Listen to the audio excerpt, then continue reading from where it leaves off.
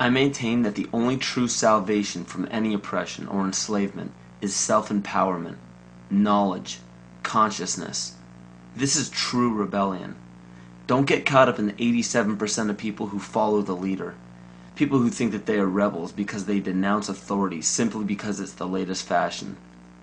Don't march the streets claiming that you are the enlightened one because you read a book or saw a film that gave you a glimpse into an uncommon knowledge.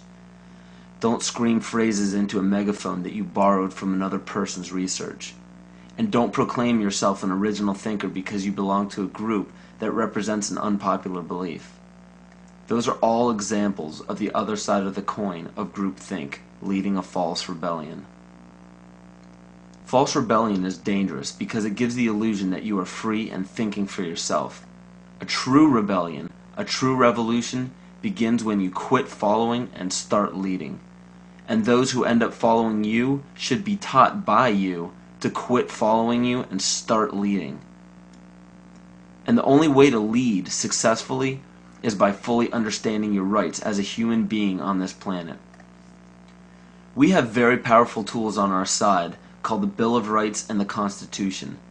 These documents state that no government can deprive us of our natural rights. So how is it happening? You must understand that the elite group controlling our government, our educational system, agriculture, and media are also in control of our free enterprise. Free enterprise is our economic system or our means of production, privately owned and operated for personal benefit. Free enterprise cannot legally be taxed unless it volunteers itself. The reason why income tax seems inescapable is because most every job on the planet requires you to sign a number of documents with fancy wording stating that you are agreeing to be a representative of a corporation or entity. What all of this means is simply that when you sign working papers, which are required by pretty much every employer that you apply to, you are waiving your rights as a natural person protected under the Constitution and agreeing to represent an artificial person that is not protected under the Constitution. It's difficult to avoid because if you do not sign the document waiving your rights, you won't get the job. So why does every employer voluntarily pay taxes, which leads to the requirement of those documents? Because without doing so, the business loses all state and federal benefits provided to private or commercial business. And furthermore, most people simply accept the mistruth that income tax is required by law without investigating it. When your name is presented on a document with the first letter of your first and last name capitalized, it represents capitis diminutia minima, which occurs when a man's family relations alone were changed. It's a minimal loss of rights. When your last name appears in capital letters, it represents capitis diminutia media, which occurs when a man loses his rights of citizenship but not his rights to liberty. This means you can be fined and penalized but not enslaved or imprisoned. But when your entire name is capitalized on any document, it represents capitis diminutia maxima, which states that a man's condition changes from freedom to bondage. All rights of citizenship and family rights are surrendered. This means you can be fined, imprisoned, and enslaved in any amount for any duration at the whim of the state's suggestion. But it is important to note that if you do not legally bind yourself to these documents stating that you waive your rights and represent a corporation, you do not have to attend any court.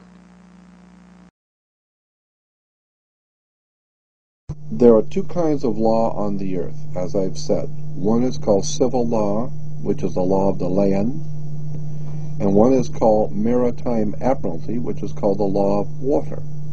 The maritime admiralty is banking law. So consequently, the corporation and government and people who want to control you, they create a second you, and that second you that they control, that they created, is all capital letters. Check it out. Anytime you get a bill, get a lawsuit, you get a fine, a ticket, somebody sends you a bill from the Department of Water and Power, check it out on your driver's license, on your Social Security card, on your insurance cards. Anything having to do with business, your name will always be in all capital letters, because only all capital letters can be dealt with by banks and government. You need to wake up and find out how this stuff really works. Because once you understand that you don't need to submit yourself as an American to a British commercial venture called courts. You're an American. You don't need to go to court. You only go to court because you agreed to go to court. When they send you a subpoena to court or a summons to court, and they've sent you something, you look at it and say, hey, Jack, that's not me.